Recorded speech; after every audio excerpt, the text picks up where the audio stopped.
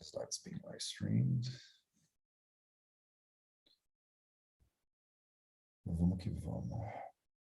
Acho que tá tudo fluindo legal. Tá sim. Pronto. Estamos online. Deixa eu pegar. No Brasil tá tão seca, Evelski? É verdade, né? Curitiba tem até negócio de racionamento, né? É só eu ir aí. Se eu pisar em Curitiba, acabou. O Aqueduto Guarani enche hoje mesmo. É só eu pisar. Tá? Então, maravilha. Vamos que vamos.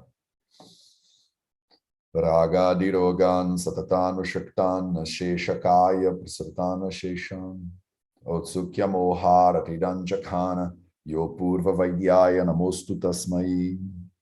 Sejam todos bem-vindas, sejam todos bem-vindos a mais um vídeo da série Vida Veda dos Samhitas no canal do Vida Veda no YouTube. Meu nome é Matheus e hoje a gente vai continuar nossa leitura do Ashtanga Hridayam Sutrasthana capítulo 7 com o shloka número, pausamos aqui, com o shloka número 27. Tá? O shloka número 27, maravilha. Deixa eu já dar um aviso importante aqui para vocês. Quando a gente acabar o capítulo 27, para a galera do Uniline não vai fazer diferença nenhuma, mas para a galera que está assistindo no YouTube, quando a gente acabar o capítulo 7, eu vou transferir as leituras dos Samhitas para um capítulo, para um canal no YouTube separado do Vida Veda. Então eu vou criar um canal no YouTube, já está criado, mas ele vai começar a funcionar, que chama Nerds Ayurveda.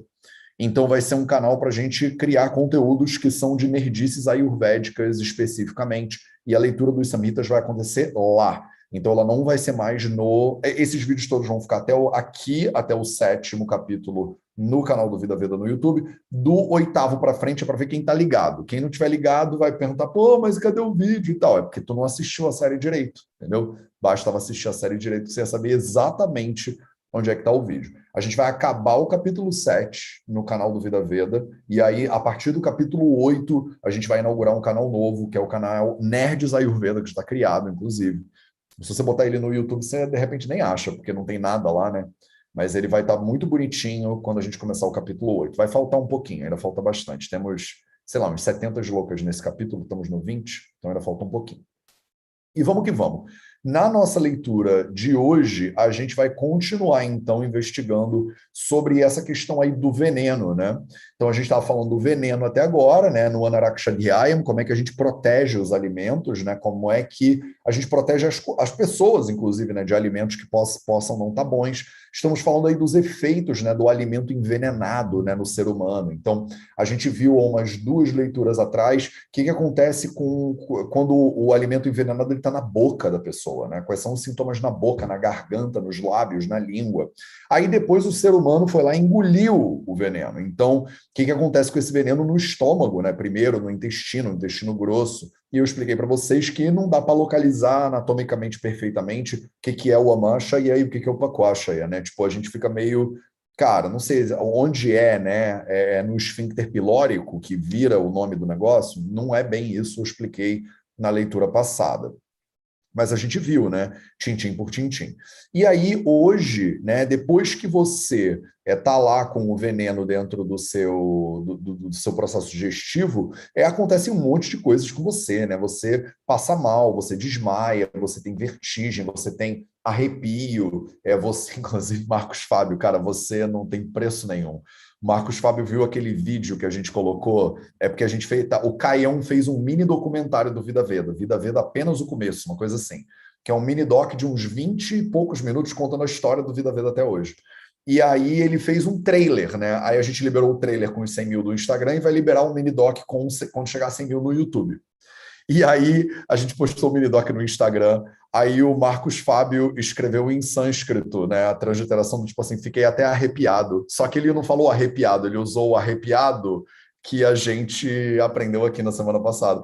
E aí é óbvio que ninguém vai entender, né, qual é a idiotice da brincadeira, mas quem é de casa, eu ri muito alto, assim, eu ri alto de incomodar os vizinhos, de pensar que tem um sujeito lá em Fortaleza que está estudando os samhitas no sânscrito e que usa os termos... Fiquei até arrepiado.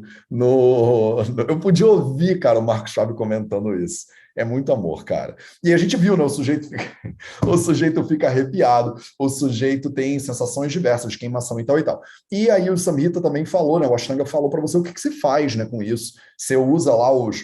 Você faz de tudo, né? Você faz de tudo. Você faz Vamana, você faz Virechana, você faz Nasya, você faz tudo que você puder fazer com essa pessoa, e ela ainda come, né? Ela ainda toma decocções de algumas ervas específicas. Aí falamos de várias ervas, né, possíveis para você usar, os dois haridras, a tandúliaca, o sataparvika, você báspica, várias plantinhas que ele comentou no sloka anterior, né? Inclusive falou do cucutanda, né, dos ovos de galinha, né, que são dos ovos de galináceos, né? Não sei se eu gosto de traduzir como ovos de galinha, porque o cucuta não é necessariamente essa galinha que a gente tem hoje em dia aí, né? E aí hoje a gente vai para o sloka número 27, onde ele continua se aprofundando, né? O que, que aconteceu com o ser humano que consumiu a coisa lá envenenada e o que, que a gente faz, né? O que, que a gente faz para ajudar esse ser humano? Então, a gente vai ler aqui sloka 27, primeira metade do 28, e ele continua falando mais ou menos da mesma coisa. Eu vou ler até a segunda metade aqui. Eu vou ler até o Smrutaha, porque eu acho que é tudo uma coisa só. Deixa eu até tirar essa divisão aqui. Pronto.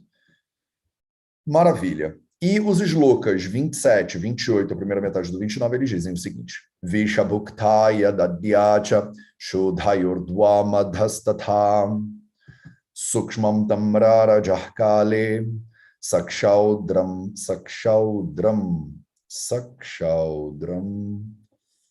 Calma aí, deixa eu só ter certeza que eu não estou falando besteira. Sakshaudram, é isso mesmo. Sakshaudram, senti aqui a falta da conjugação verbal. Conjugação nominal. Devanagari. Não é nada disso que eu quero. Desculpa, gente. Devanagari, o que eu quero. Pronto, Sakshaudram, tem um toque. Ver a palavra mal conjugada não dá. Então vamos lá. Sukshmam tamrara jahkale Sakshaudram hridvishodhanam Shuddhe hridi tatahshanam Hema churnasya dapayet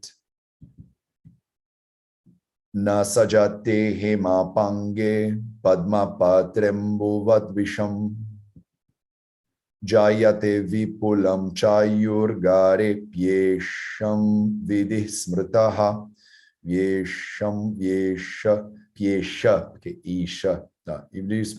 Esse aqui tá certinho. Então, beleza. Visha bhuktaya, então a pessoa que comeu, né, o visha. Visha é o veneno, bhukta é a pessoa que comeu, né?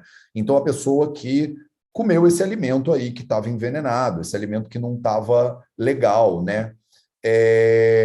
Dadyacha shudhayoho urdvam, urdva, adhas, tatha. Então, essa pessoa, ela tem que ser tratada com shuddha, com terapias de purificação.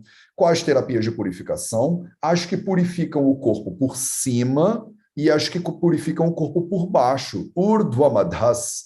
Urdvam adhas. As que purificam o corpo por cima, as que purificam o corpo por baixo. Tatá.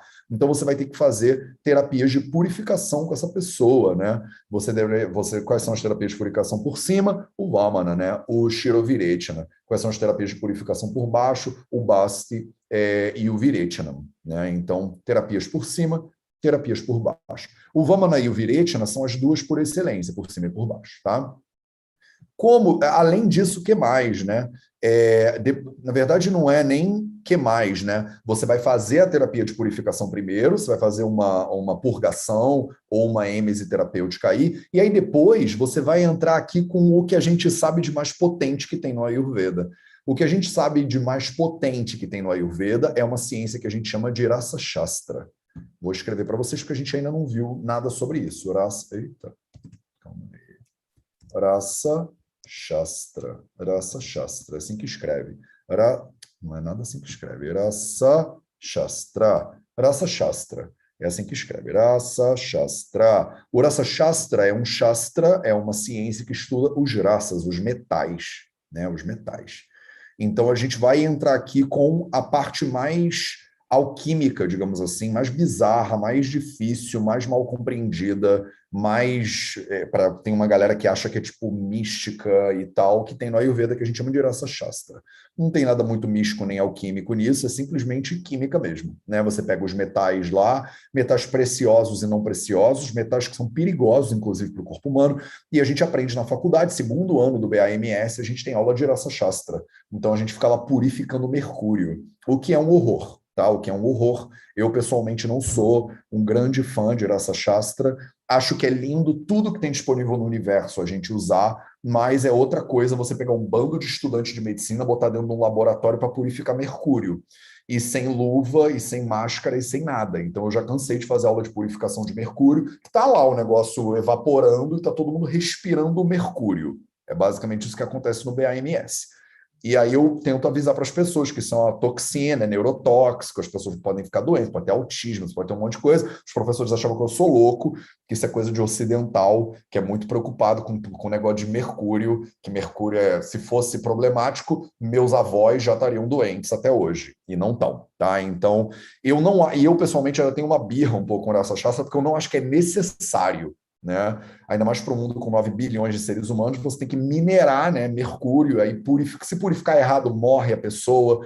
Então, assim, dá para usar tanto, tem tantas plantinhas lindas, tem tanta alimentação saudável no mundo, tem tanta atividade física que o pessoal não faz, mas o pessoal quer tomar cápsula de mercúrio, né? Então, tem uma certa birra, mas isso é uma birra normal da galera do Kaya Chikitsa, da galera da clínica geral, com a galera do Rasa Shastra, que é uma galera que eles acham que eles são os alquimistas do Paulo Coelho, sabe? Então, rola é uma birra natural. É que nem a galera da cirurgia quer cortar a galera da clínica acha que é melhor fazer mudança de estilo de vida, entendeu? Então, tem perspectivas diferentes dentro da medicina, tem perspectivas diferentes dentro do Ayurveda. O Ashtanga Hridayam, ele não é um livro muito de Rasa Shastra, ele não é muito, assim como o Charaka Samhita também não é. O Sushruta Samhita já pisa um pouquinho mais no Rasa Shastra, porque é um livro de cirurgia e tal. Então a gente tem algumas pinceladas de Rasa Shastra que não tem tudo na faculdade. Se vocês fizerem o BAMS algum dia, você estuda isso aqui um ano inteiro, só fazendo purificação de mercúrio, purificação de chumbo, enfim, um monte de coisa que vocês nunca precisariam usar na vida de vocês, provavelmente, tá? Mas eu estudei com o Rasa Shastri, inclusive lá no norte da Índia, fui lá aprender com o cara e tal, porque, né, eu sou nerd, quero aprender esses negócios. Mas primeiro eu tenho que aprender para depois ter birra, né? Eu não tenho birra antes de aprender.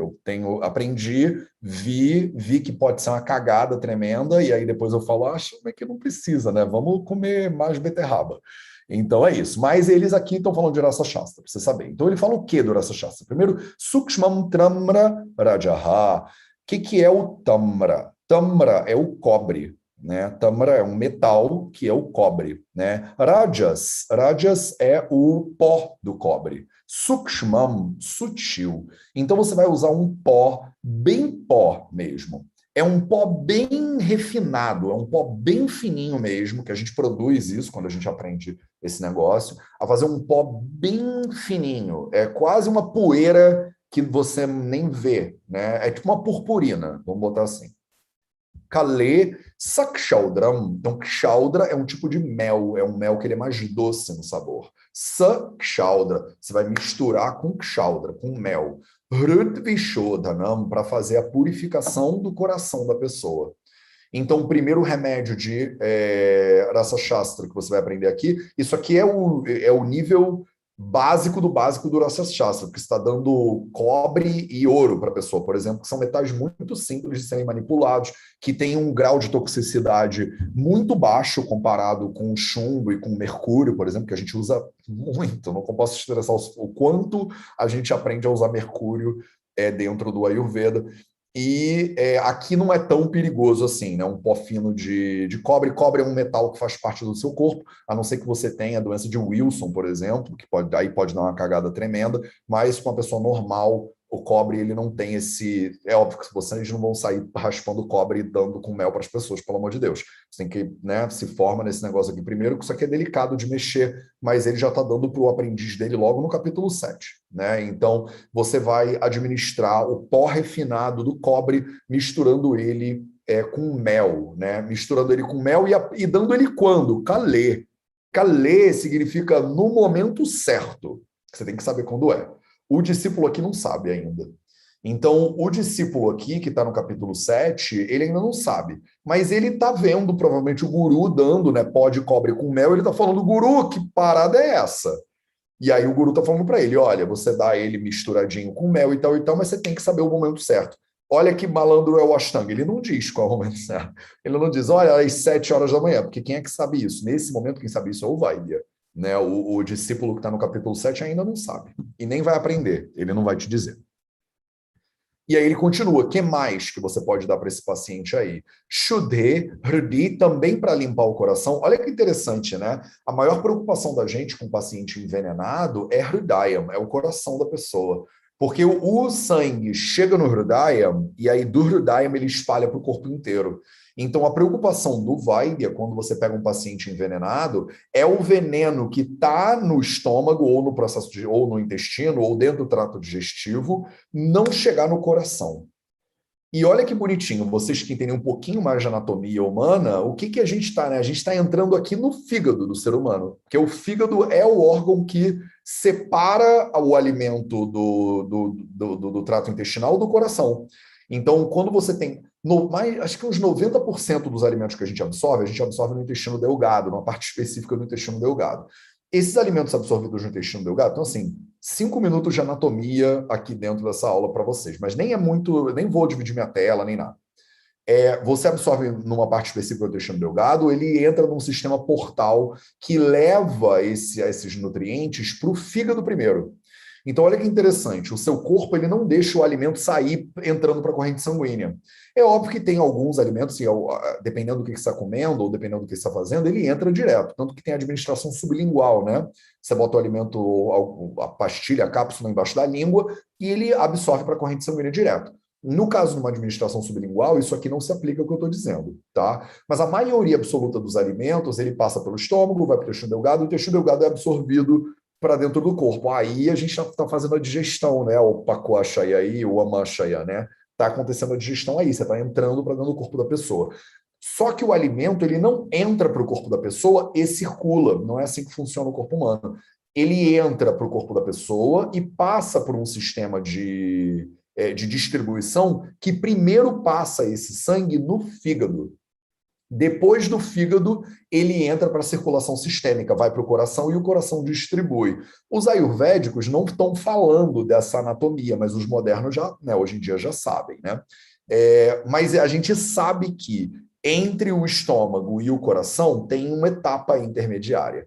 Todos os esforços parece aqui do Vaidya, são para não deixar o coração distribuir o sangue pelo corpo. Então, a gente está tentando parar o veneno no fígado, mais ou menos, ali da pessoa, fazendo uma correlação. Não está escrito isso aqui. Tá? A gente tem a palavra para fígado, chama Yakrut, mas a gente não está falando de Yakrut, não está falando de Pliha, não está falando de nada disso aqui. A gente está dizendo, parece que foi absorvido. Né? Porque ele estava falando o que acontece na boca, o que acontece no Amashaya, o que acontece no Pakwashaya.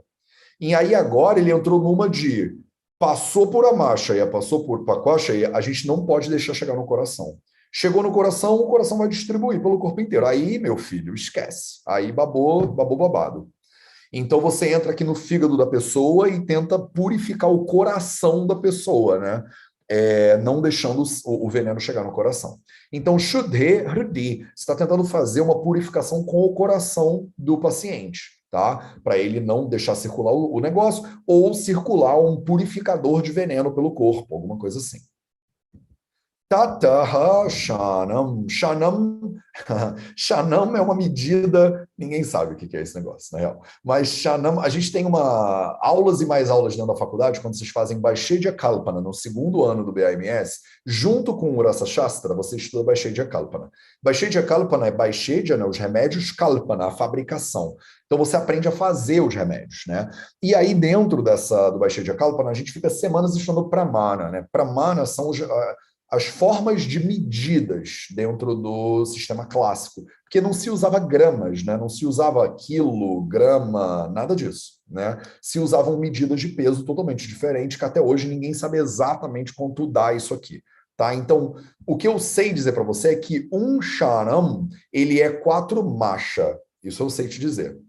E um masha é 1/10 a 1/16 de um suvarna. E o que é isso na prática? É um jeito de pesar ouro.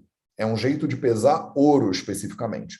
Eles tinham um sistema de medida para ouro, sistema de medida para grão, sistema de medida para tudo. Era uma complexidade bizarra. Esse negócio é uma dor de cabeça tremenda e você tem que memorizar essas coisas todas. E eu fiz questão de esquecer elas depois da prova, tá? Então, porque eu realmente nunca usei isso na minha vida inteira. Nunca usei. Nunca tive que comprar uma erva e falei assim: me dá 4 machas, por favor, dessa erva. No Ayurveda hoje, na prática, a gente usa gramas mesmo, tá? Então, mas a gente sabe que o Shanam, ele é uma medida muito pequenininha de ouro, de peso de ouro, que é o que ele vai aplicar agora aqui, né? Hema Churnasya. Rema é o ouro, tá? É o metal ouro. Churna significa pó. Hemachurnasya, do pó do ouro, um Shanam, que é um pozinho aí, um pozinho, uma pita, quase nada, tá?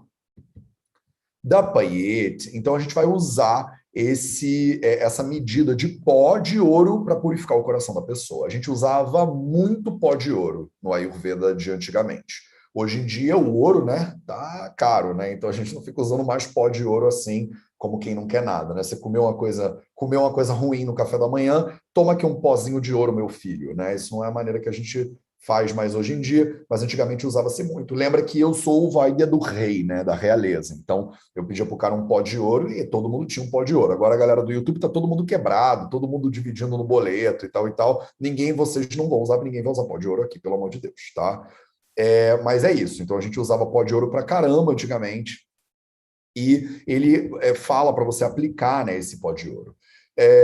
Nasajate Hemapange Padmapatra Ambuvat Visham. Então, olha que bonitinho, né? Quando você...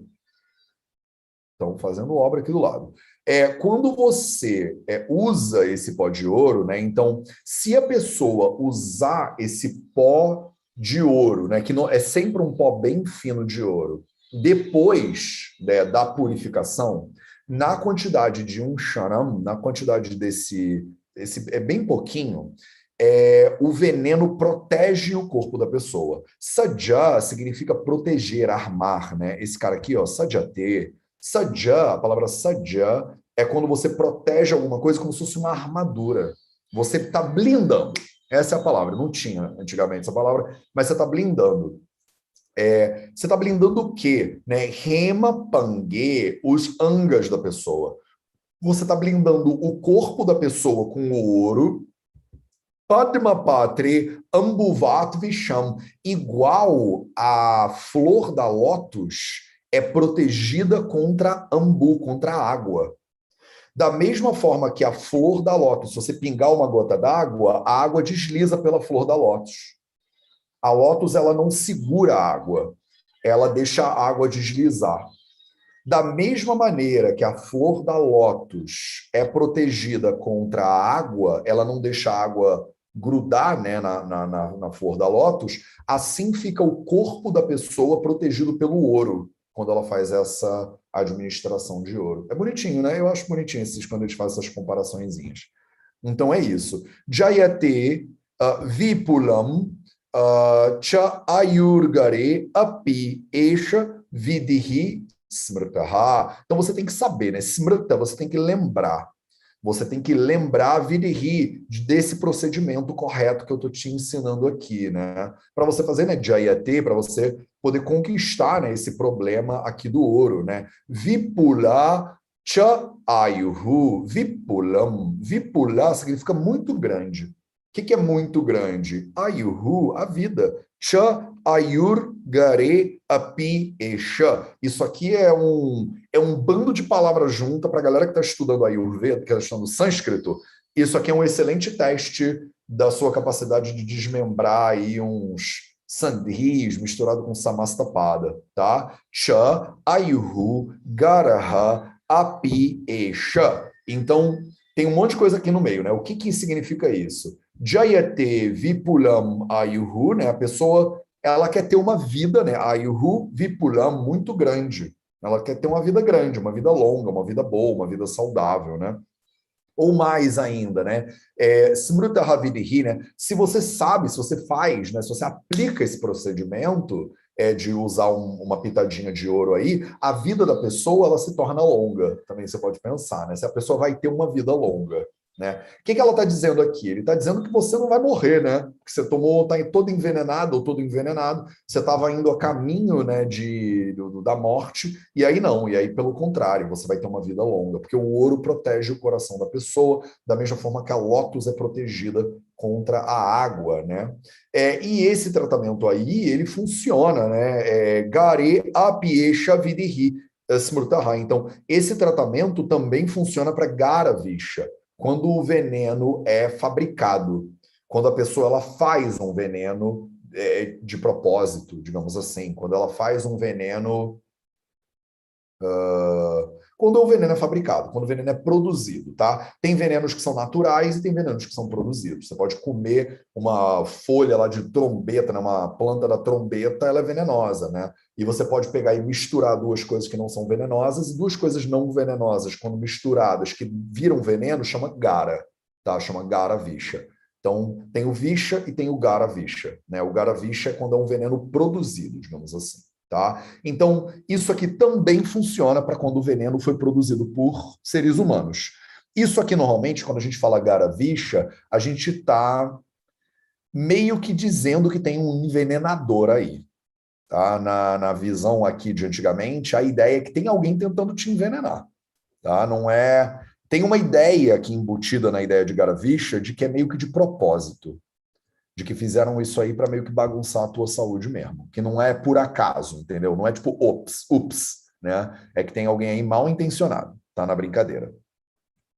Virudham, aí vamos continuar, né? Segunda metade do Shloka 29, aí ele entra na joia da coroa que todo mundo quer saber. É mentira, né? A galera daí que tá começando quer saber de dosha, quer saber de panchakarma. Mas aí você começa a estudar no Ayurveda, chega uma hora que você ouve falar do Virudhara. E aí todo mundo fica maluco com o negócio do Virudhara. Todo mundo quer saber o que é Virudhara, o que pode misturar, o que não pode misturar. As próximas leituras inteiras vão ser sobre o que você pode misturar e o que você não pode misturar. Já vai falar um bando de coisas que você deveria misturar, um bando de coisas que você não deveria misturar, e aí vocês aos poucos vão entendendo cada vez mais as coisas que eu ensino no 0800, por exemplo. Se você estudar o Samhita, você vai ver da onde eu estou tirando as coisas que eu falo todo santo dia para todo mundo, né? E aí ele vai, então, a segunda metade do Shloka número 29, ele diz o seguinte: Virudhamma pichaharam vidyat veshagaropamam. Então, o que isso significa, né? Virudham api. Alguma coisa aí também funciona com virudham, né? Também é api. Api significa também. Virudham. O que significa virudham? A palavra virudha vem da palavra primeiro rudha. Rudha é a mesma base da palavra rodha, né? Que significa bloquear, parar, obstruir também. Vi é um sufixo, é um prefixo, desculpa, é um prefixo que ele altera a segunda palavra de milhões de maneiras diferentes. Se você botar o prefixo vi no dicionário, você vai ver, às vezes ele inverte o sentido, ele faz um monte de coisa. No caso aqui do rudha, a palavra virudha significa bloquear, significa fazer oposição, significa contradizer. Então a palavra virudha também significa contraditório. Né? A palavra virudha também significa proibido, né? Alguma coisa que faz mal, né? Que você não deveria fazer. É alguma coisa que é ruim também. É sinônimo da palavra ruim. Viruddha também é sinônimo da palavra hostil. Né? Então, uma coisa que ela é hostil, ela é um viruddha. Se você botar a palavra viruddha no dicionário, vai sair tudo isso que eu falei aqui, mais um bando de outros significados. Tá? Então, é como se ela gera um bloqueio no que é bom para a vida, digamos assim. Né? Então, viruddham api cha aharam. Né? Então, o viruddha cha aharam, que é derivado do alimento, né? Então, os alimentos que são viruddha, ahara significa o alimento. Virudham api cha aharam. Então, os alimentos ahara, que são virudha, os alimentos que são proibidos, os alimentos que são contraditórios, os alimentos que são equivocados, os alimentos que geram bloqueio, tudo isso significa virudhahara, né? Virudhahara. Vidyat, Visham, Gara, Upamam. Eles também são considerados, Vidyat, eles também são considerados Visha, Gara, eles são considerados venenos que foram fabricados, digamos assim. Então, um alimento que é Virudha, ele é um alimento que tem um status equivalente a um veneno, de acordo com o Ashtanga Hridaya.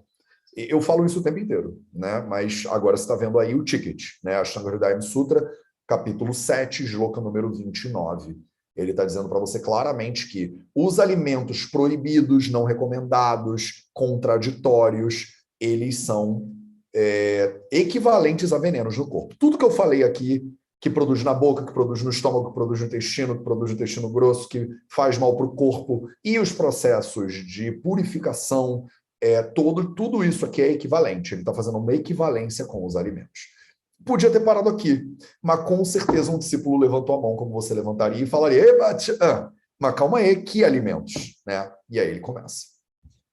Então a gente vai primeiro no 30 e primeira metade do 31, tá? O 30 e primeira metade do 31, eles dizem, ele já está até traduzidinho, né? Eu estou trabalhando na tradução dele, olha que bonitinho. E aí a gente já tem isso traduzido, né? Graças ao Ricardo Barreto. Isso aqui está tudo traduzidinho assim, bonitinho. Então, shloka número 30, primeira metade do 31, eles dizem o seguinte. Anupamashi, anupamami shammasha, kshaudra kshira virudhakaihi, virudhyate saha visair mulakena gurenava, visheshat payasa matsya, Matsyeshvapi Chilichimaha. Então, maravilha. Deixa eu apagar aqui a minha tradução, porque eu não estou usando ela aqui. A gente dá tanto trabalho fazer a tradução, que aí eu vou lá e apago só, né, Rick? Como se não fosse nada. Então, pronto, isso também. Eu gosto de traduzir ela na hora. Eu não quero pegar e mostrar aqui a tradução que eu estou fazendo do Ashtanga, porque eu acho que ela vai confundir mais vocês e eu acho que a leitura é muito mais profunda do que a tradução. Pronto. Então, Anupama Misham Masha Kshaudra Kshira Virudhakaihi. Então, a gente já começa de cara com coisas que você não poderia misturar, né? Anupa é um tipo de terreno, né? Anupa deixa, é como a gente fala. Anupam Mamisham, as carnes, né? Os animais, né? Os animais que vivem nos terrenos que são anupa, né? Nas regiões que são muito molhadas. Regiões muito molhadas, muito alagadas, que tem muita chuva, são anupa deixa, né? Os anupa deixa, os animais do anupa deixa, eles são absolutamente incompatíveis, virudhyate, com o quê? Primeiro, com masha, com o fazelus mungo, né? Com o feijão, né? Então tem vários tipos de feijão e principalmente o feijão preto, ele é incompatível com animais de terrenos muito úmidos, de terrenos muito molhados. Segundo, kshaudra, o mel é incompatível também com a carne desses animais de terreno muito molhado. Terceiro, kshira, o leite é incompatível com a carne de animais de terreno muito molhado. Virudhakaihi. Virudhakaihi, o virudhaka, é muito legal, né? O nome do alimento é virudhakaihi. Virudhaka é o alimento que é germinado, né? Essas plantinhas germinadas. Elas são incompatíveis com os animais com carne de animal de terreno molhado. Aí a galera que é vegana aqui já falou, dane-se, né? Nunca vou comer isso na vida.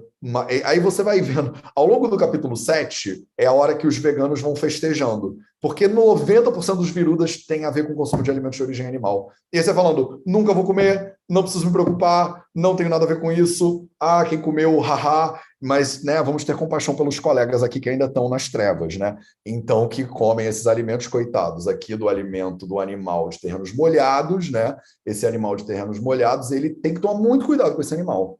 Que animais são de terrenos molhados, meus amores? Então, os peixes, aqueles bichinhos que vivem dentro da água, que eles não são frutos do mar, tá, gente? Vocês não vão falar frutos do mar, porque eles não dão em árvore, né?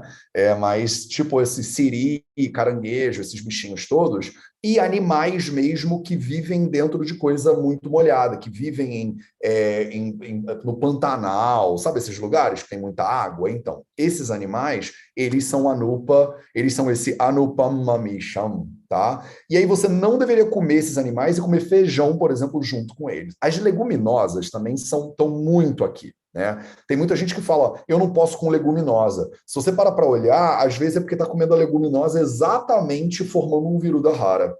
Peixe com feijão, por exemplo, não é uma boa mistura. Peixe com leite, kshiran, não é uma boa mistura. Mas só com leite, não, com todos os derivados do leite. Mas, Matheus, e o meu peixe com molho de... já, né? Mas e o meu peixe com queijo, né?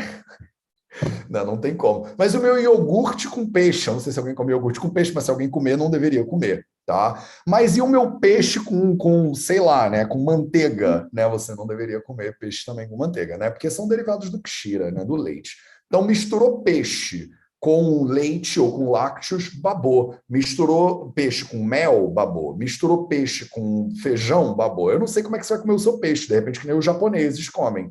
Eles não misturam, né, essas coisas aqui. Né? E não pode misturar o seu peixe com germinados também. Tá? Os germinados já são alimentos difíceis mesmo de digerir. Aí você mistura com o peixe, que é um outro alimento mais. Você está entendendo qual é o problema disso aqui? Não é porque o Matheus tem birra ou porque o Tcharaka é vegano, não. Não é isso. Mas é porque são alimentos difíceis de digerir com um alimento que é difícil de digerir. Os alimentos que são, os animais que são anupa, eles são pesados para digestão.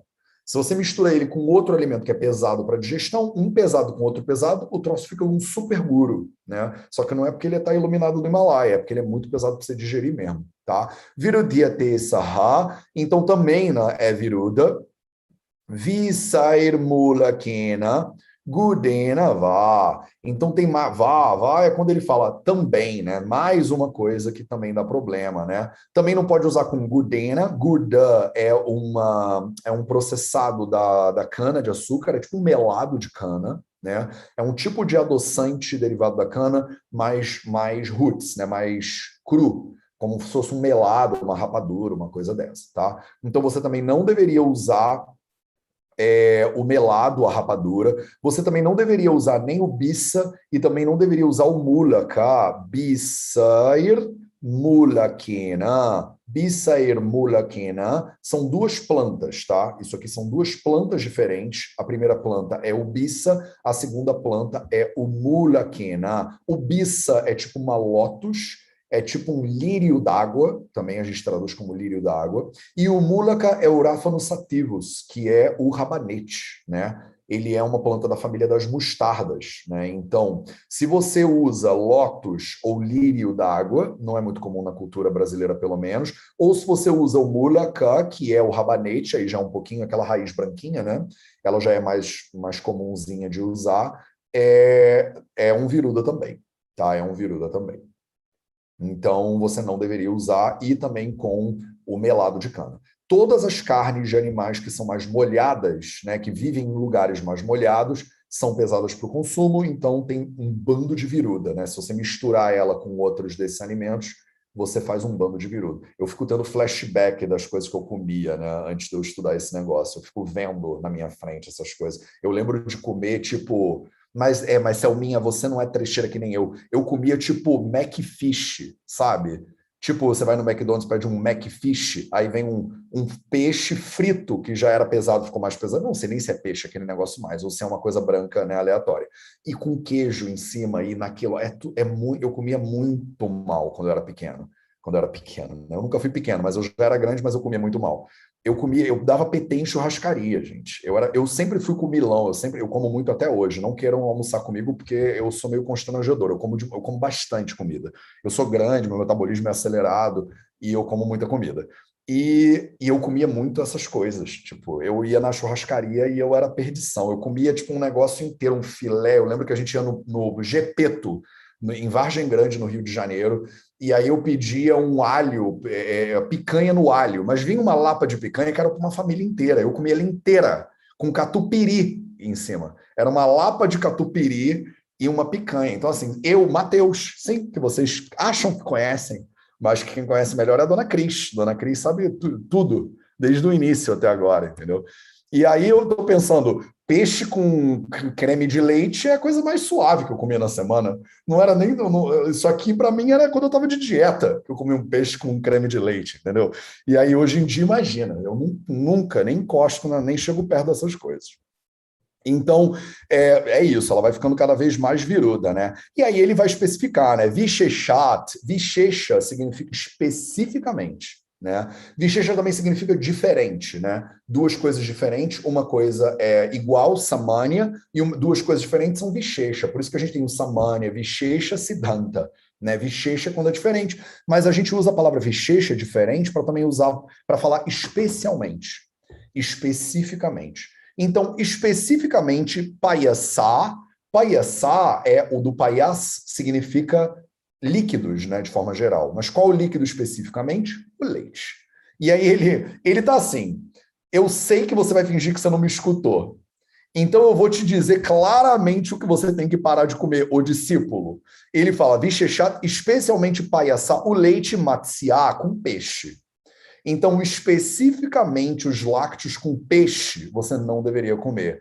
Matsieshu, api, e entre os peixes, tilitima. O tilitima é um tipo de peixe que ele tem umas escamas vermelhinhas. Ele é considerado o pior peixe que existe para o Ayurveda, é o mais pesado, é o mais difícil de digerir.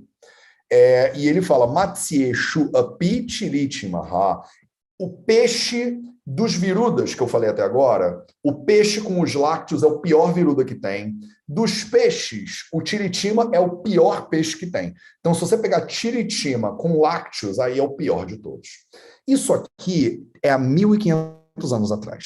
Não tinha atum em lata, tá entendendo? Não tinha salmão de fazenda, que o salmão que come frango e que é injetado de corante para ficar vermelhinho e você come no sushi, no rodízio de sushi. Não tinha rodízio de sushi, meus amores, que você paga R$29,90 e come até acabar. Peixe, que é caro de comprar, tá entendendo? Então, se tivesse a minha atualização do Ashtanga Hridayam, ela vai vir com rodízio de sushi R$19,90, ela vai vir com salmão do rosa do Alasca, que não é rosa e nem é do Alasca, ela vai vir com atum, por exemplo, que é um peixe que come peixe, que é todo contaminado de metal pesado. Então, para o que a gente faz hoje em dia, o que esse pessoal aqui fazia não era nada. Ele está falando, toma cuidado para não misturar o tilitima com leite. Aí eu vou mostrar para ele um McFish para o Ashtanga Hridayam, aí o Vagbata ele ia morrer de novo, entendeu? Só que do coração dessa vez. Porque o que a gente faz hoje não chega nem aos pés do que é isso aqui, né? A gente hoje está uma tragédia completa. Mas é possível melhorar, né? Mas é possível melhorar. Só tem que estudar muito. Então é isso. Tomem cuidado, principalmente o leite misturado com o quê? Com o peixe é um horror completo, tá? E aí ele continua. Temos tempo? Temos tempo. E aí ele continua, segunda metade do shloka número 31 e segunda metade do 31, primeira metade do 32, ele diz o seguinte: Virudham, esse é muito bom. Virudham lampayasas, não, Virudhamam lampayasa sahasarvam phalam tatha. Me distraio com essas coisas aqui, não consigo. Vou botar sarvam palam tatha tadvat kulata varaka kango vala makushtakaha. Aí ele vai dar o nome de um bando de coisa que a gente tem que evitar também. Virudham amlam payasa. Galera do veganismo aqui celebra, né? De novo, olha o payasa aí de novo, olha o leite aí de novo. O payasa, o leite, é viruda com o quê? Amlam, com coisas ácidas, com coisas azedas. Amlam payasa saha sarvam phalam, e também com todas as frutas. Então não pode usar payasa, o leite, misturado com todas as frutas. Especificamente, ele está sendo bem específico, amlam, as frutas que são azedas, né? Tadwat, então vou dar alguns exemplos para vocês, né? Diz o Bhagavata. Tadwat, vou dar alguns exemplos para vocês. Deixa eu não me perder aqui.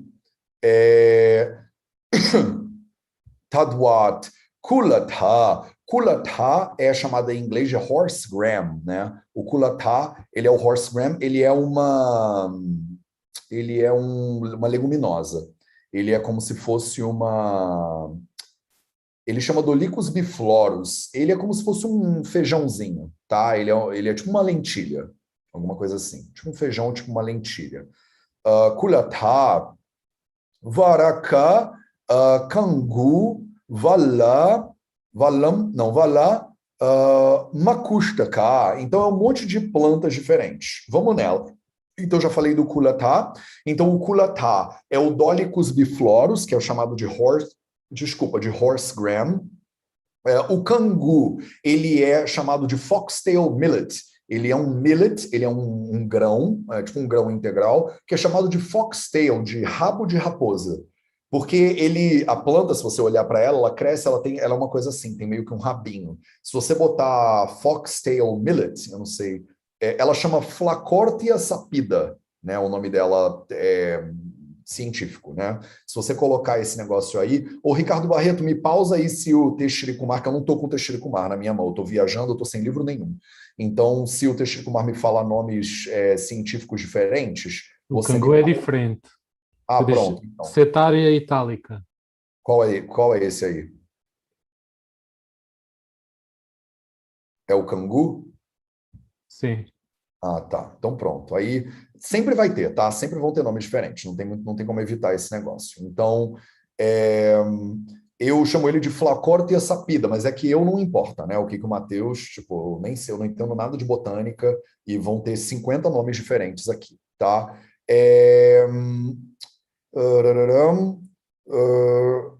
Macusta, o macusta, ele é uma outra plantinha também, chama Phaseolus aconti. São todos lentilhas e leguminosas, basicamente. Então, se eu for generalizar, culata, cangu, uvala, o macustaca, todos eles são leguminosas diferentes, tá? O Phaseolus acontifólios, uma coisa assim, que é o macustaca. Eles são fazelos, né? Eles são essas leguminosas. Então, basicamente, o que ele está dizendo? Todas as substâncias que são azedas, elas são incompatíveis com o leite, né? Principalmente. Né? Assim como as frutas também que são azedas são incompatíveis com leite, especificamente as frutas azedas são incompatíveis com leite, mas dá para entender que todas as frutas são incompatíveis com leite também. Então você vê, né, tem pessoas que dizem, não pode misturar a fruta com leite, tá certo? Por uma leitura do Ashtanga Hridayam tá certo. De maneira mais específica, eu gosto de ser mais preciso e digo, não é necessariamente toda a fruta, mas as frutas azedas especificamente, aí sim, aí não tem dúvida nenhuma. Tá? E as substâncias azedas também, que são incompatíveis com leite, e outras coisas são incompatíveis com leite. Várias leguminosas diferentes são incompatíveis com leite. Tá? Eu não sei se a gente usa muito leguminosa com leite, né? É que a gente gosta de botar queijo em tudo, normalmente, né, na nossa cultura. Então, se tu botar queijo em tudo, esquece, tá? Então, se você tá comendo uma comida, por exemplo, arroz, feijão e uma coisa que tem queijo, aí é viruda rara, não tem papo, tá? Mas eu não... A gente faz alguma preparação com creme de leite e leguminosas? Não tá vindo na minha cabeça aqui agora. Se vocês souberem alguma, vocês podem me falar, ficar à vontade aí, tá? Mas todas elas são leguminosas diferentes, tá? Algum tipo de leguminosa aí dessa vida louca que a gente leva. Me perdi, cadê? Estou com 18 abas abertas. Pronto, achei vocês. Maravilha, mas eu preciso pegar meu livro, porque senão eu não consigo ler, e eu preciso separar essa página aqui, porque senão eu fico perdido. Pronto, são muitas páginas. Então, falei isso. Então, Taduat, então também isso acontece, né, se você misturar com essas outras plantinhas aí. Então, Virudha, né, quando você mistura alimentos azedos, Payasassaha, com o leite. Sarvam, todos, tá? Então, a ideia que ele está dando aqui é todo alimento azedo não deveria ser misturado com leite. Mas tem tantas leituras possíveis desse shloka, porque elas são palavras soltas, você pode juntar elas porque é poesia de maneira diferente. Então, sarvam palam, você podia juntar o sarvam com palam. Todas as frutas, tá?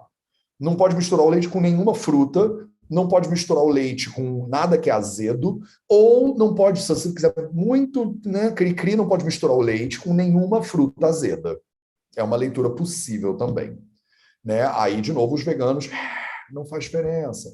Né? Aí, só que você tem que tomar cuidado para não misturar o leite e os lácteos também, taduat, com as leguminosas. Vamos combinar assim, não mistura os leites com as leguminosas, porque né, você vai falar, mas é com o culatá, e eu não uso culatá, eu uso outra. Né? Mas não mistura, porque as leguminosas são pesadas para digestão, os lácteos são pesados para digestão. A lógica é sempre essa, tá? Mistura dois. A lógica dos amla não é que ela é pesada para digestão, não é todo amla que é pesado para digestão, mas todo amla, quando mistura com o leite, faz o quê? Talha. Né? Então você está talhando o lácteo dentro da barriga do ser humano. Enquanto ele está digerindo, ele está talhando. E a digestão demora muitas horas. Se você botar o leite, pingar umas gotinhas de suco de limão e deixar ele num ambiente quente, úmido, escuro durante 8 horas, ele fica totalmente talhado e nojento. E o seu intestino é um tubo quente, úmido, escuro. E aí esse lácteo vai ficar ali durante muitas horas talhando na sua barriga. Tem muita gente que acha que tem má digestão com leguminosa, mas não tem má digestão com leguminosa. Tem má digestão da leguminosa com as outras tranqueiras que come. Então, se você come leguminosa com um bando de outras coisas, tem uma chance que não é pequena da leguminosa virar um Viruddhara. A leguminosa é uma grande formadora de Viruddhara, por conta própria não, mas mal combinada é, e os lácteos são grandes formadores de Viruddhara. E isoladamente não, né? Isoladamente, o lactopaiasa, ele é considerado um potencial incrível, né, para os seres humanos. Mas isoladamente, ele é um horror. Desculpa, mal combinado, ele é um horror. Mal combinado, ele é um horror. Além de uma série de outros detalhes que eu escrevi um artigo, a gente vai publicar um artigo pelo Vida Veda falando sobre leite. Vocês pedem tanto? A gente fez um artigo, depois a gente vai fazer um vídeo também para o YouTube curtinho sobre leite. Vai ser maneiro. As pessoas vão ficar chateadas, mas é importante, né? Todo mundo saber. Quando fica chateado é porque né, tem alguma coisa que a gente precisa melhorar. Temos 4 minutos. Vamos só mais um? Vamos. Então tá. A segunda metade do shloka número 32, ele diz o seguinte. Estamos aqui, ó. Bhaksha itva haritakam mulakadi payastyajet. Então, o mulaka é sempre essa coisa, né? Então, vamos falar sobre mais um, né, tipo aí de Viruddhara, né? Bhaksha itva haritakam mulaka adi payastyajet. Então, depois de você consumir, né, haritakam, mulaka, são plantas, né, de forma geral, né? Várias plantas diferentes, né? Bhaksha, depois de você comer. Então, ele está falando claramente isso aqui, ó. Bhaksha itva, né? Depois de comer. Então, você acabou de comer o quê? Haritakam, mulaka, adi. Você está comendo plantas diferentes, tá? O haritaka, por exemplo, o mulaka, por exemplo, o mula significa raiz, tá? Mulaka é um tipo de raiz, né? E adi, e outros, tá? E outras, tá? Então, depois de comer plantas, tem muitas plantas aqui dentro dessa lista. Deixa eu ver o que o Tika está falando sobre isso. Bhaksha haritaka. Isso é muito bom. Calma aí, deixa eu voltar no shloka anterior, porque eu abri o Tika aqui, e aí eu quero ler o Tika do shloka anterior também. Então, a gente estava falando sobre não misturar amla, as frutas, principalmente frutas azedas, com o payasa, né, com o leite. E aí, o segundo comentarista, ele desce o malho aqui, né? Porque as pessoas ficam na dúvida, né? São todas as frutas, só as frutas ácidas?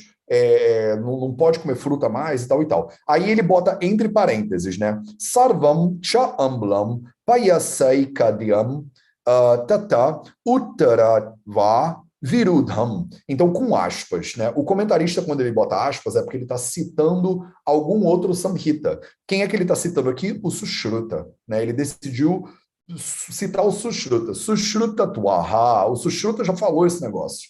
Tipo, isso aqui não é novo para ninguém, não, tá? E aí ele fala, Mulla Makushta. O Makushta é o Kalaya, eu já falei, Kalaya Bheda, Sushruta Twa, Vala é o Nispava, eu já tinha dado essa ideia para vocês, o Kangu é o Priyangu, que já falamos, Varako Vihibheda. Então ele está falando que o Sushruta está falando Ukta Hi Sangrahe, tipo, tudo junto. Eles meio que dão uma misturada em tudo junto, né? Virudham Amlamiti Sarvamlam Drava. Ele fala todos os dravyas, né? Sarva Amlam Dravama Dravacha Payasasaha Virudham. Então ele fala todas as substâncias que são azedas misturadas com o leite ou com lácteos, com payasa, vira viruta. A gente não tem dúvida, o Sushruta já tinha falado disso. E o Sushruta citou, estou fritando, e o Sushruta citou também essas plantas todas, valika, kalava, kakari, amlapala, valarno, kulata, Piniaka, Dadhi, Tailanu. O Sushruta é escrito em prosa, então é um inferno. Pandaka Virohi, Shushka, Shaka, os folhosos, Javika, massa, então o feijão ele falou, Samadhya Jambava, Vilichi Mamat Godhava Raha Mapascha. Então, se você quiser saber mais sobre isso, você vai lá no Sushruta Samhita, acho que é no Sutrasthana, no capítulo, talvez no capítulo 9. Ele não bota uma referência muito boa, na verdade. Ele não diz exatamente onde é que está isso. Ele só fala que é lá no Sushruta e deixou por isso mesmo. Sushruta 9, ele falou. Sushruta 9, acho que é no Sutrasthana, capítulo 9 do Sushruta, talvez ele entre aí nisso. Eu não sou muito versado em Sushruta Samhita, né? Eu tenho uma palhinha de Sushruta, mas não tanto. Beleza, então é isso. Só porque o comentarista estava dizendo que é isso mesmo. Tipo, qualquer coisa que seja ácida, né, que seja azeda, vai dar problema. Tá? E aí, nesse shloka que a gente entrou aqui, falando das plantas, né, verdinhas, é que eu queria entrar para tirar dúvida, né? Qual é o Adi, né? Adi Shabda, eu estou procurando aqui, né? Só para vocês saberem. Então ele fala, né? Puna, Shaka, Mulakadi, não, ele não ajuda. Então, os chakas, né? As folhas, né? Snigda Svinam, tá muito pequenininho isso aqui para eu ler. Calma aí, gente, deixa eu dar um zoomzão aqui na minha tela. Snigdavana Shaka Savanena Sadhita Bhuktva Kshira Na Bhakshayet. Então, depois que você come folhas, principalmente os chakas, os legumes, né, os vegetais, Kshira Na Bhakshayet, você não deveria tomar leite, né, o Kshira. Etat Madeva Cha Nyapakat Mulakadi, está falando mais ou menos a mesma coisa. Haritakatva, Shakatva Cha, você não pode comer haritaka, você não pode comer plantas de forma geral, né, legumes de forma geral. Mulakadanina, pararam, Yadi Shaka, a mesma coisa, está dando exemplo de outros shakas. Tato, Haritaka Mulakadi, Bhakshayativa, Iti, você está citando Chikitsa, capítulo 14, 45. Poderia abrir, mas é que eu não estou com meus livros aqui. Lashunena, Lashunena Saha, ele está se antecipando, o comentarista está se antecipando.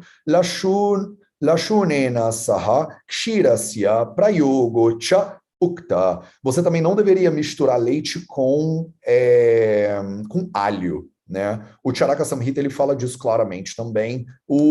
Ele está usando aqui o mulaka, né? As raízes e tal também.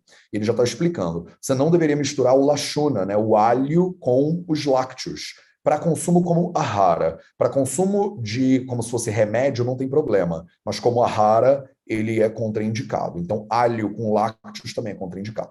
Virudha, agriadi samparka, e ele ainda está meio que ferrado, a minha está meio apagadinho. Vyantatva, mas é basicamente isso. Chuda shushkasya, lashonasya, tatu, palam. Então, parece que ele deu uma geral aqui na galera, né? Falou, olha, você não deveria misturar nada que é cítrico, né, com lácteos, você não deveria misturar folhosos, né, com os lácteos, principalmente depois de comer as folhas, você entrar com o lácteo, né? Ninguém faz isso, na verdade, né? Ninguém, depois de comer, né, come, tipo, doces que levam leite, né? Então, a gente não precisava olhar isso aqui, eu acho. Isso aqui é meio desnecessário. Eu não conheço ninguém na cultura brasileira que come um doce depois de comer folhas e leguminosas, e esse doce é tipo um bolo de chocolate, né, por exemplo, ou toma sorvete, por exemplo, ou come um brownie com sorvete, que aí tem tipo tudo aqui, isso aqui junto, ou come uma frutinha, né? Ou come, não, Matheus, eu tô light, tô fazendo uma dieta, eu como só uma salada de fruta. O que tem nessa salada de fruta? Um monte de coisa que é ambularaça, né? E aí, depois de você comer feijão, aí é que os veganos perderam o aval, né? Depois de você comer o seu feijão, você vai lá e come uma coisa cítrica, pode ser que já não seja uma boa combinação, mas o lácteo é o problemão aqui que ele está botando, né? O lácteo paiasiet tiajet. Tiajet é proibido. Ele usa a expressão tiajet. Paias, os lácteos, o leite, paias, tiajet, é proibido. Então, depois de você comer essas coisas aqui, paias tiajet. Pergunta se alguém lá na Índia segue essa regra. Não segue não, gente. Não segue não. Eles são os primeiros a comer. E aí eles comem aquele negócio delicioso. Todos os doces indianos, para mim, são deliciosos. Eram deliciosos. Mas tem aquelas bolas. Gulab Jamun era o meu preferido do mundo inteiro, que é uma bola frita que você come depois da comida, inundada, né? Afogada, coitada, dentro de um açúcar. Então é isso. Eu vou parar aqui. Deixa eu botar um pause aqui, que eu vi que tem mãos levantadas. E aí eu vou continuar falando. Pausa. Essa aqui eu quero ver a carinha de vocês. Pronto. Stop share. Maravilha. Então, lá na Índia, a coisa mais comum do planeta Terra é depois de você comer, né? De você comer um monte de dal, né? Que é o que a gente come, arroz com dal, e com legumes e com folhas. Aí você vai lá e você come um arroz doce, por exemplo, né? Que não chama arroz doce, mas a gente come tipo um arroz doce, que é um negócio delicioso, né? Quem não ama arroz doce? Quer dizer, eu amo arroz doce. Eu amo doce, de forma geral, eu sou bem formiga, mas lá na Índia, então, eu cheguei na Índia, eu não era vegano ainda. Então, a minha vida era recheada à base de gulab jamun. Eu me movia à base de gulab jamun, mais ou menos. Era gulab jamun. Eu comprava eu ia no primeiro ano do BAMS, eu ia na lojinha, tinha uma loja lá em Jamnagar. Se vocês forem a Jamnagar algum dia, essa é a hora que eu falo para vocês tudo que eu sempre fiz, porque todo mundo faz, né? E aí vocês têm essa visão de parece que o Matheus só come bem. Eu não só como bem, mas no primeiro ano da faculdade de medicina eu ainda não entendia nada que eu estava fazendo, né? No segundo ano foi que eu comecei a aplicar o que eu estava aprendendo na minha vida e eu transformei minha alimentação totalmente. A minha vida mudou no segundo ano da faculdade de medicina. E aí no terceiro, no final do terceiro, surgiu o Vida Veda. Olha que interessante. Ainda bem que o Vida Veda não surgiu no primeiro ano da faculdade de medicina. Tinha uma loja, ainda deve ter uma loja lá, em Jamnagar, que é um dos melhores doces da Índia. Uma loja inteira só de doce. E todos são à base de leite. E aí a gente comia, né, aquelas coisas indianas todas e misturava aquele doce no final. E aí chegava no hospital e tem um monte de gente doente. Aí você fala, ué, por que esse pessoal tá tão doente assim? Aí você abre o Ashtanga Hridayam Sutrasthana, o início, o capítulo 7, e aí você fala, é por causa disso. E aí a galera para, os meus amigos que são indianos, os meus vaidyas, param de comer? Não param. Entendeu? Aí tem que ser o maluco o estrangeiro que fala, o que aconteceria com a minha saúde se eu simplesmente aplicasse tudo que eu tô lendo? Né, tudo. E aí você chega no Sushruta Samhita Nutarstana e ele fala Eka Kalamba Yodur Balagnivi Vrudhaye Samagnayeta Taharo Dvikalama Pipuditaha. A primeira vez que eu li o Sushruta de cabo a rabo, que eu cheguei no todo mundo deveria comer 2 vezes por dia. E eu peguei o Samhita e fui para a faculdade. Muito burro, né? Cheguei para a faculdade e falei, professor, você está falando aqui no Sushruta que é para comer 2 vezes por dia só. E ninguém, né? E as pessoas falavam, não, mas isso aí não precisa ler essa parte, não. Eu falei, o que será que acontece se eu comer só 2 vezes por dia? E aí eu testei. Então eu sou aquele psicopata que tudo que eu ia lendo no Samhita, eu ia falar, é para passar óleo no corpo, depois esfregar pó e não usar shampoo? Vamos experimentar, né? Vamos ver o que acontece. Então, tipo, não, acho que não tem quase nada que tem nos Samhitas de práticas que eu não tenho experimentado. Tem algumas importantes, como, por exemplo, quais são os efeitos medicinais do sêmen de crocodilo. Não tenho a menor ideia. Não posso te falar assim, atesto, né? Nunca, não sei. As carnes, eu já era vegetariano, então sei muito pouco sobre o efeito das carnes no meu próprio intestino, assim. Mas a maioria dos hábitos eu testei na minha pele. Eu posso dizer para vocês exatamente o que é comer uma vez só, 2 vezes só, fazer jejum, não misturar essas comidas e ver o que acontece. E na Índia, quase ninguém testa esse negócio. Então, quando vocês forem para a Índia, se for comigo ou não for comigo, vocês vão ver os Vaidyas fazendo isso tudo aí. Os Vaidyas de quinta geração do Vaidyagrama, que é o lugar onde eu trabalho, fazendo isso tudo aí também, entendeu? Então, eles não sei porquê, mas a galera não segue o negócio. E aí é isso. Então, essa foi a nossa leitura de hoje. Na semana que vem, a gente vai continuar falando sobre tudo que você não deveria fazer, que você sempre fez a vida inteira, ou você sempre, a sua família também faz, e que vai te horrorizar pelas próximas semanas. Basicamente, agora é aula de como você usar o que a gente faz na meditação de manhã para não reagir e só observar. Só observa. Quando você vê as pessoas fazendo as coisas, só observa. Tá? Fala, Lu Ferraz. Olá. Então, algumas coisas. Primeiro, você estava falando de Basma, né? Então, você não gosta de Basma? Sim, é uma conversa maior. Porque eu fiz teste... É uma conversa maior que é uma conversa sobre essa Shastra, né? Mas com certeza, eu não uso Basma na minha prática clínica. Então, isso aqui, na prática, não é Basma, né? A gente não está manipulando muito o ouro e o cobre no caso aqui. Isso aqui é só pó fino de ouro e pó fino de cobre. Então, não chega a ser essa Shastra mais desenvolvido. Mas eu, via de regra, Lu, eu não prescrevo Basma. Sim, eu também, eu não uso nos outros, mas eu usei em mim, né? Porque eu sou do teste, de fazer o seu teste, e eu estava com mercúrio alto e eu acabei usando a Rogabertini por 3 meses quase, né? Que é só Basma. E baixou, e eu achei muito interessante, mas acho que isso é uma outra conversa. Então, assim, em relação a isso que você falou, como é que a gente vê lasse? Né? Porque não mistura leite com fruta, né? Então, o mango lasse que todo mundo consome, só que aí a gente olha em Vipaka e olha, né, a manga madura e a manga verde. Né? Então, assim, quando ela tá verde, ela é sour, quer dizer, então misturar com o leite não pode, só que quando ela tá madura, aí ela é doce. Não, ela é doce com azeda. Doce com azedo. Então, não é uma coisa que eles inventaram, vai para essa regra que eles comem açúcar, então. Você já tomou um mangolace? Eu não gosto de leite, então, assim, para mim tá fácil, mas... Então você não sabe o que você está perdendo, porque é um negócio delicioso que ocupa a sua boca de maneiras incríveis e faz você sentir muito prazer. É por isso que eles misturaram esse negócio, é delicioso. Sim, mas faz mal. Com isso está tudo errado, né? É viruda rara. É totalmente viruda rara. Lace é totalmente viruda rara. Tá bom, só para confirmar. Todos. Que eles te dão no hospital, eu vejo que eles te dão lá, tem um laço, FOFs para você tomar depois que você come, e eu fico olhando aquilo e falo, tá maravilhoso. Porque é pesado para digerir pra caceta, é viruda rara, você acabou de fazer um panchakarma, você não tem capacidade digestiva, tá tudo errado. Quando a gente é que a gente tá no capítulo 7, a gente vai chegar nos capítulos de panchakarma daqui a uns 15 anos, e aí vocês vão ver, tipo, é muito...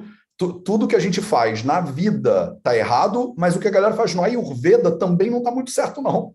Não é à toa, é porque vocês já estão acostumando, eu falo isso quase toda quarta-feira, vocês agora estão acostumando comigo, e aí vocês estão num outro modelo já de loucura dentro do Ayurveda, mas no início, quando eu comecei a falar essas coisas, as pessoas me ligavam e falavam, você não pode falar isso, tipo, em público, porque todo mundo na Índia faz isso, vão achar que você está louco. Eu falo, mas não importa o que as pessoas fazem na Índia, o que importa é o que está escrito no Samhita. O Vida Veda é Ayurveda de acordo com os Samhitas. Não é Ayurveda de acordo com eu quero agradar todo mundo, não é Ayurveda de acordo com o que meu professor da faculdade vai achar, não é Ayurveda de acordo com será que alguém vai ser meu amigo no Facebook, é de acordo com o Charaka Samhita. Então, eu sou guardião de uma tradição, eu não sou guardião de concurso de popularidade.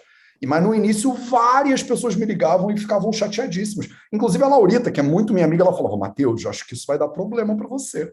Eu falava, amor, se der problema para mim, eu vou pro meu plano original, que é ser médico no interior da Índia, numa choupana. Tá tudo maravilhoso, não vou ter problema nenhum. Mas Mas aí as pessoas se não me chega no Instagram observam. 100 mil seguidores, aí dá esse problema aí. Mas se as pessoas observarem também, eu acho que tem também essa, né? Sentir no corpo, né? Acho que é meio óbvio a hora que você sente no corpo que aquilo incha a sua barriga. Não precisa estudar o Samhita. Entre sentir o corpo e estudar o Ashtanga, desliga isso aqui e vai sentir o corpo. Não serve para nada essa leitura. Agora, se você ficar lendo isso aqui e não sentir o corpo, também não serve para nada. Exato. Tá bom. Obrigada. Fala, Velski. Então, conectando com a aula passada e essa, Matheus, eu fiquei pensando, porque na aula passada a gente viu que quando o veneno chega em Paquashaya, ele gera um monte de sintomas, dentre eles os olhos parados, né, e a obstrução do coração. Eu posso pensar que nesse momento, quando o veneno chega em Paquashaya, o Vyana Vayu, ele meio que reduz a atividade do coração para evitar que o veneno chegue rápido ao coração, e esse seria um momento exato da gente aplicar o cobre e o ouro? O momento exato não dá para a gente saber, tá? Porque ele usa a palavra kale, ele fala no momento certo. Então, o momento certo você vai aprender na clínica, né? Do tipo, vendo o paciente e o Vaidya falando, agora. Aí você vai fazer isso 10 vezes e na 11ª ele vai falar, e aí, quando é que você faz, entendeu? Então é meio que na marra. Eu não sou uma pessoa boa para falar sobre isso porque eu não sou de Agadha Tantra. Então, a galera que lida com o veneno é uma galera específica dentro do Ayurveda também. Não é a minha especialidade. Eu entendo muito pouco ou quase nada de Rasa Shastra, de Agadha Tantra, porque foram coisas que desde o princípio eu já sabia que eu não ia conseguir levar para o Brasil, para Portugal, para países, né? Imagina, eu vou chegar lá com um monte de mercúrio. Está sendo banido no mundo inteiro, inclusive mineração de mercúrio pelo efeito negativo que isso gera para o planeta Terra inteiro. E aí a Índia tem lá meia dúzia de Vaidya de Rasa Shastra defendendo que a gente tem que mercúrio por causa da tradição do Ayurveda, entendeu? Eu sou o primeiro a falar, dane-se o Rasa Shastra, vamos proteger o planeta. Tipo, não precisamos de mais mercúrio nos oceanos mesmo e tal e tal. Mas eu sou um hippie, né, para a galera lá, para minha galera. Então, assim, eu não estudei essas coisas tão profundamente, né? Não apliquei, não fui atrás de Vishavaidas, poderia ter ido, mas não fui, porque eu sabia que eu não ia usar, né? Então, eu meio que foquei a minha atenção em ficar memorizando os loucos que eu achava que eu ia usar. Então, eu não sou a pessoa que vai te ensinar quando aplicar, né, o cobre e o ouro. Então, não é um lugar de fala muito inteligente para mim, porque eu não sei, eu não fiz, eu não aprendi, né? Mas eu gosto da tua ideia, né? O que está fora também, o Samhita não falou, né? Que o Vyana Vayu tem uma inteligência que pausa o batimento do coração para evitar e tal e tal. Mas faz todo sentido. E o corpo humano tem uma série desses reflexos, né? Eu não sei se vocês sabem, mas a gente tem uma série desses reflexos. A gente tem, por exemplo, estava explicando para uma pessoa outro dia aqui, eu faço mergulho, né? E eu faço mergulho livre. Tem um impulso do ser humano que chama o reflexo de mergulho mamário, uma coisa assim. A gente tem um reflexo embutido no corpo humano, que quando você coloca a cabeça de um ser humano dentro d'água e você deixa ela um pouquinho, ela ativa uma série de reflexos de mergulho para o ser humano poder mergulhar melhor. Tem muita gente que não sabe isso, mas o ser humano é um bicho que mergulha muito bem, né? E a gente desenvolve uma série de reflexos. Por exemplo, os batimentos cardíacos, eles caem. Por exemplo, você trava o impulso do bulbo de inspiração quando você está embaixo d'água. Então, quando a pessoa está embaixo d'água durante muito tempo, quando o ser humano prende o ar durante muito tempo, isso tem nada a ver com a nossa leitura. Já acabei a leitura, tá, gente? Se vocês quiserem ir, todo mundo está liberado. Mas eu vou continuar falando. Quando você prende a respiração, se você fizer e prender a respiração, você não consegue se sufocar, né, via de regra. Porque tem uma partezinha do teu cérebro, chama bulbo, que ele faz você fazer... Você puxa o ar depois, chega num desequilíbrio lá de gás carbônico no pulmão, XPTO e na corrente sanguínea e tal, que ele manda você inspirar. A gente tem um reflexo mamário de mergulho que ele desativa essa parada. Para você estar mergulhando, e aí você consegue ter uma tolerância muito maior, né, de gás carbônico na tua corrente sanguínea, e você não ativa esse reflexo do bulbo para você inspirar. Então a pessoa ela desmaia dentro da água, e ela morre mal oxigenada, mas ela não inala o oxigênio se ela souber mergulhar, se ela souber fazer mergulho livre, por exemplo. Então a gente pega um mergulhador, por exemplo, como eu, se eu estou mergulhando junto com vocês, eu não estou muito bom porque eu já não mergulho há anos, mas eu vou desmaiar, e aí você vai me pegar e você vai me trazer para a superfície e o meu pulmão não vai estar cheio d'água via de regra, por exemplo, tá? e depois de um certo tempo enche mesmo, não tem muito jeito, você está embaixo d'água, né? Mas só para dizer, Velsky, que não é impossível, que o corpo, ele sentiu que tem um veneno chegando e ele trava o teu corpo inteiro. Mas tem algo para se dizer também sobre a neurotoxicidade dos venenos, né? Que pode ser essa coisa da paralisia ocular, pode ser simplesmente um efeito neurotóxico de alguns tipos de venenos. Não é que você vai tomar um lace e você vai ficar, tipo, né, neurotóxica, né? Não é assim, não é um mangolace, vai tomar vários, né? Tomou vários mangolace, esquece, vai ficar chapadona lá e tal. Mas eu acho possível. Agora, paralisou o olho, dá o negócio. Aí eu já não sei te dizer se é tipo assim, paralisou, bota o negócio para dentro. Na prática, eu nunca vi ninguém, nunca na minha vida fazendo isso. Eu já visitei Vishavaidas, eu já estudei com alguns, mas eles só ensinam para os filhos deles, né, os segredos do Agadha Tantra. E eu não tô nem aí para os segredos do Agadha Tantra. Então eu falei, porra, eu tenho milhões de livros para estudar aqui, vou ficar tentando descobrir segredo de Agadha Tantra no interior de Tamil Nadu, né? Não vai dar certo.